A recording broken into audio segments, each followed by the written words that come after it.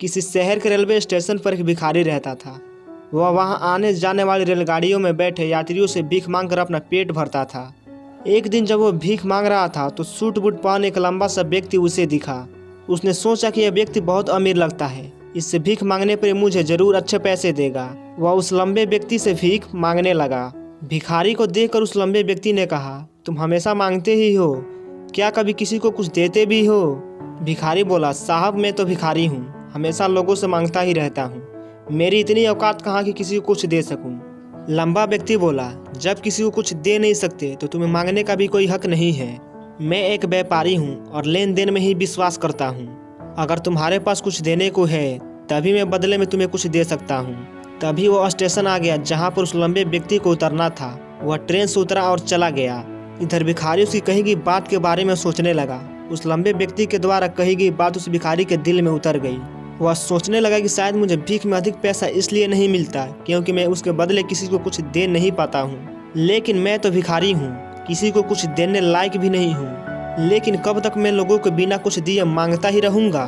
बहुत सोचने के बाद उस भिखारी ने निर्णय किया कि जो भी व्यक्ति उसे भीख देगा तो उसके बदले में वह भी उस व्यक्ति को कुछ जरूर देगा। लेकिन अब उसके दिमाग में प्रश्न चल रहा था कि वह खुद भिखारी है तो भीख के बदले वो दूसरों को क्या दे सकता है। इस बात को सोचते हुए 2 दिन हो गए लेकिन उसे अपने प्रश्नों का उत्तर नहीं मिला था। तीसरे दिन जब वह स्टेशन के पास बैठा हुआ था तभी उसकी नजर कुछ फूलों पर पड़ी जो स्टेशन के पास के पौधों में खिली हुई थी। उसने सोचा, क्यों ना मैं लोगों को भीख के बदले कुछ फूल दे दिया करूं। उसको अपना यह विचार अच्छा लगा और उसने वहां से कुछ फूल तोड़ लिए। अब वह ट्रेन में भीख मांगने पहुंचा। अब जब भी कोई उसे भीख देता तो उसके बदले में वह भीख देने वाले को कुछ फूल दे देता। उन फूलों को लोग खुश होकर अपने पास रख लेते थे। अब भिखारी रोज फूल तोड़ता और भीख के बदले में उन फूलों को लोगों में बांट देता था। कुछ ही दिनों में उसने महसूस किया कि अब उसे बहुत अधिक लोग भीख देने लगे हैं। वह स्टेशन के पास के सभी फूलों को तोड़ लाता था। जब तक उसके पास फूल रहते थे तब तक उसे बहुत अधिक लोग भीख देते थे, लेकिन जब फूल बांटते बांटते खत्म हो जाते थे तब उसे भीख नहीं मिलती थी। अब रोज ऐसा ही चलता रहा।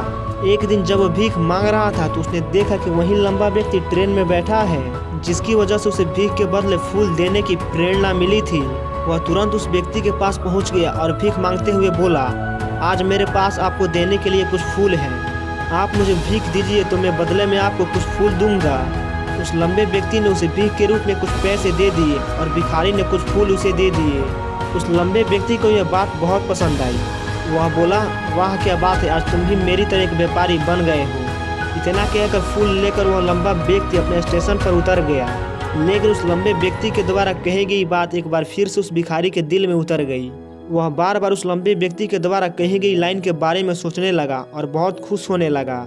उसकी आंखें अब चमकने लगी।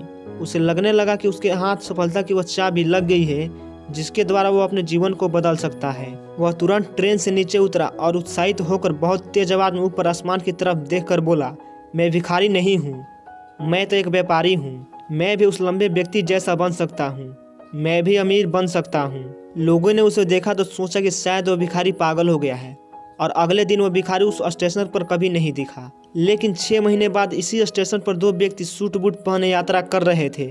दोनों ने एक दूसरे को देखा तो उनमें से एक ने दूसरे से हाथ मिलाया और कहा, क्या आपने मुझे पहचाना? दूसरा व्यक्ति बोला, नहीं, क्योंकि मेरे हिसाब से हम लोग पहली बार मिल रहे हैं। पहला व्यक्ति बोला, नहीं, आप याद कीजिए, हम पहली बार नहीं बल्कि हम तीसरी बार मिल रहे हैं। दूसरा व्यक्ति बोला, मुझे याद नहीं, वैसे हम पहले 2 बार कब मिले थे? अब पहला व्यक्ति मुस्कुराया और बोला, हम पहले भी 2 बार इसी ट्रेन में मिले थे। मैं वही भिखारी हूँ जिसको आपने पहली मुलाकात में बताया है कि मुझे जीवन में क्या करना चाहिए और दूसरी मुलाकात में बताया कि वास्तव में मैं कौन हूँ। दूसरा व्यक्ति मुस्कुराया और अचंभित हुए बोला, ओह, याद आया, तुम वही भिखारी हो जिसे मैंने एक बार भीख देने से मना कर दिया था और दूसरी बार मैंने तुमसे कुछ फूल खरीदे थे। लेकिन आज तुम ये सूट बूट में कहाँ जा रहे हो और आजकल क्या कर रहे हो? तब पहला व्यक्ति बोला, हाँ, मैं वही भिखारी हूँ, लेकिन आज मैं फूलों का बहुत बड़ा व्यापारी हूँ और इसी व्यापार के काम में दूसरे शहर जा रहा हूँ। कुछ देर रुकने के बाद वह फिर बोला, आपने पहली मुलाकात में मुझे प्रकृति का वो नियम बताया था जिसके अनुसार हमें तभी कुछ मिलता है जब हम कुछ देते हैं। लेन देन का यह नियम वास्तव में काम करता है। मैंने यह बहुत अच्छी तरह से महसूस किया है, लेकिन मैं खुद को हमेशा भिखारी ही समझता रहा।